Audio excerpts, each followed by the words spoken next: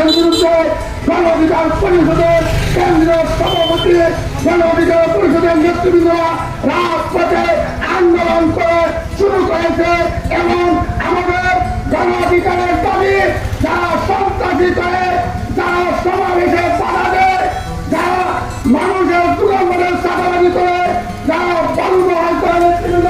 শুধু আমরা তাই নয়, আমরা অন্তর্বর্তীকালীন সরকারের প্রশাসনের কাছে দাবি এই সমস্ত সন্ত্রাসীরা যে দলেরই হোক, এই সমস্ত সাধারণরা যে দলেরই হোক, তাদেরকে গ্রেফতার করে আইনের হাতে আনতে হবে। অন্যথায় বাংলার জনগণ আবার যদি রাজপথে নামে, তাহলে এদেশের সন্ত্রাসীরা বাংলাদেশে স্থান পাবে না। তাই আসুন আমরা আগামী নির্বাচনের আগে বাংলাদেশে প্রত্যেকটা